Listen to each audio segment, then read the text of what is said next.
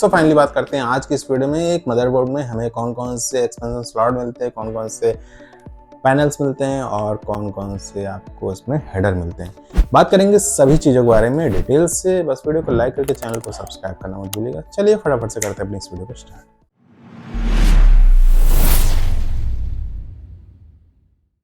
तो किसी भी पीसी का मदरबोर्ड चाहे इतना भी ओल्ड हो, उसको ऐसा डिजाइन किया जाता है, ऐसे उसमें हेडर या पोर्ट्स दिए जाते हैं जिसके थ्रू आप उसको काफ़ी लंबे समय तक अपग्रेड कर सकते हैं। तो स्टार्ट करते हैं मदरबोर्ड के बैक पैनल से। और बैक पैनल में हमें कौन कौन से पोर्ट्स देखने मिलते हैं, क्या यूज़ होता है। कुछ पोर्ट ऐसे होते हैं जिसके बारे में डेफिनेटली आप लोगों को पता होगा, लेकिन कुछ पोर्ट्स ऐसे हैं जो काफ़ी ज़्यादा यूनिक है और आई थिंक आपको उसके बारे में पता नहीं होगा। तो मदरबोर्ड के बैक पैनल में आपको सबसे पहले दो पोर्ट मिलते हैं, ब्लू कलर का, ग्रीन कलर का, जिसको बोलते हैं PS2 पोर्ट। और इस पोर्ट का यूज़ होता था पहले के टाइम में जो कीबोर्ड और माउस आते थे वो USB में नहीं आते थे, ना तो वायरलेस होते थे, वो PS2 पोर्ट में आते थे। तो मतलब ये हुआ कि आपका जो मदरबोर्ड होता है ये लेटेस्ट हार्डवेयर के साथ साथ ओल्ड हार्डवेयर को भी ध्यान में रख करके डिज़ाइन किया जाता है। तो अगर आपके पीसी में काफ़ी ज़्यादा ओल्ड मॉडल का मदरबोर्ड लगा हुआ है तो वहाँ पर आपको DTE पोर्ट देखने को मिल जाता है। और DTE पोर्ट को सीरियल पोर्ट भी बोला जाता है। तो इस पोर्ट में होते हैं टोटल 9 पिन और इसका यूज़ होता है डायल अप कनेक्शन मॉडेम को सेटअप करने के लिए। मॉनिटर को कनेक्ट करने के लिए आपको अपने मदरबोर्ड में 4 डिफरेंट टाइप के पोर्ट देखने को मिलते हैं, जिसमें आपको VGA मिल जाता है, DVI पोर्ट मिल जाता है, HDMI पोर्ट मिल जाता है और डिस्प्ले पोर्ट मिलता है जिसको DP पोर्ट भी बोला जाता है। बाकी USB पोर्ट के बारे में आपको पता ही होगा, ईथरनेट पोर्ट के बारे में या फिर RJ45 पोर्ट के बारे में आपको पता होगा जो कि LAN के लिए होता है। और USB port mainly 3rd generation और 2nd जनरेशन के आपको देखने को मिल जाते हैं। तो अब आते हैं अपने ऑडियो वाले सेक्शन पे। किसी भी मदरबोर्ड में आपको पिंक कलर, ग्रीन कलर और ब्लू कलर के ऑडियो पोर्ट मिलते हैं, जिसमें से जो पिंक कलर होता है वो माइक के लिए होता है, ग्रीन कलर जो होता है वो ऑडियो आउटपुट के लिए होता है और जो ब्लू कलर होता है थोड़ा सा इंटरेस्टिंग होता है, इसको लाइन बोलते हैं। और इसका यूज़ आजकल के जो स्ट्रीमर होते हैं वो ज़्यादा करते हैं। तो पिंक कलर का ऑडियो पोर्ट और ब्लू कलर के ऑडियो पोर्ट में डिफरेंस क्या है। जो पिंक कलर का ऑडियो पोर्ट होता है इसमें हम लोग वॉइस को इनपुट कराते हैं, वो भी माइक के थ्रू। लेकिन जो ब्लू कलर का ऑडियो पोर्ट होता है इसमें भी हम लोग वॉइस को इनपुट कराते हैं, लेकिन वो डिजिटल फॉर्म में होता है, मतलब किसी ऑडियो सोर्स के थ्रू। जैसे कि आपका हो गया स्मार्टफोन में अगर आप कोई स्ट्रीम कर रहे हैं गेम का और उसकी वॉइस को अगर आप स्ट्रीम के थ्रू देना चाहते हैं तो वहाँ पर हमें लाइन अप पोर्ट का यूज़ करना पड़ता है। तो बैक पैनल को छोड़ करके अब बात करते हैं अपने मदरबोर्ड के एक्सपेंशन स्लॉट्स के बारे में। किसी भी मदरबोर्ड के जो एक्सपेंशन स्लॉट होते हैं उसको PCI स्लॉट के नाम से जाना जाता है और ये आपको कई डिफरेंट जनरेशन के साथ देखने को मिलता है। और पूरे मदरबोर्ड में जो अपग्रेडेशन वाला पोर्शन होता है वो फुल टू डिपेंड करता है आपके PCI स्लॉट पर ही। यहाँ पर इसके थ्रू आप अपने SATA पोर्ट को भी अपग्रेड कर सकते हैं। अगर आपके पीसी में NVMe पोर्ट नहीं है, मतलब NVMe SSD लगाने का ऑप्शन ही नहीं है, फिर भी आप अपने पीसी में NVMe SSD लगा सकते हैं PCI स्लॉट के थ्रू। यहाँ तक कि आप अपने डेस्कटॉप को एक वायरलेस कनेक्शन दे सकते हैं वाईफाई एडाप्टर के थ्रू।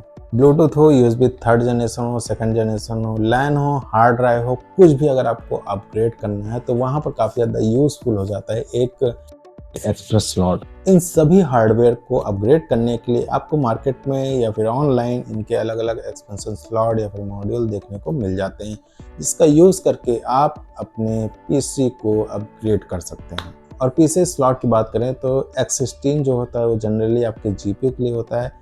PCI X8 आपको भी देखने को मिलता है, PCI X4 आपको मिल जाता है। ये सभी जो होते हैं ये आपके एक्सपेंशन स्लॉट के लिए ही दिए गए होते हैं। और PCI Express स्लॉट से भी पहले आते थे PCI 32 बिट के स्लॉट। और फिलहाल आजकल के मदरबोर्ड में तो ये देखने को नहीं मिलता, ये आपको ओल्ड मदरबोर्ड में ही देखने को मिलता था। तो ये बात तो हो गई एक्सपेंशन स्लॉट्स के बारे में।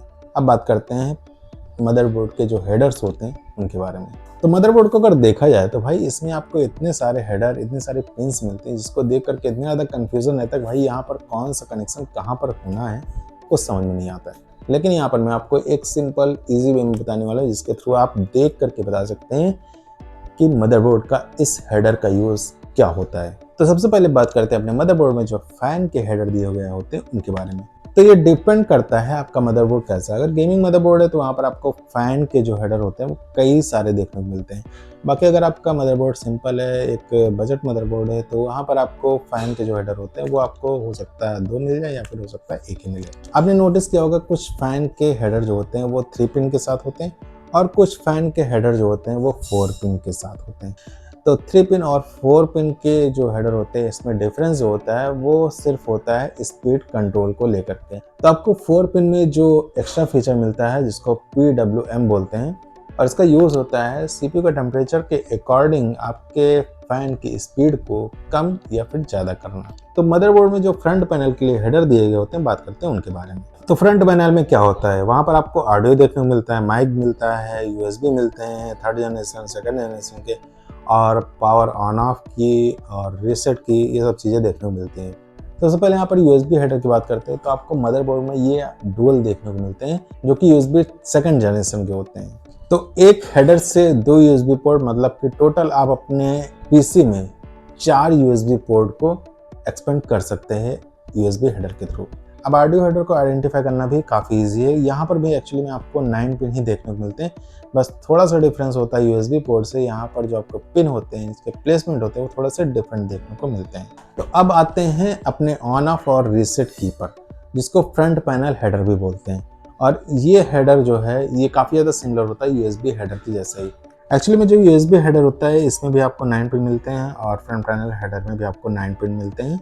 डिफरेंस बस इतना है कि USB हेडर में आपको ऊपर की ओर 5 पिन मिलते हैं और नीचे की ओर 4 पिन मिलते हैं।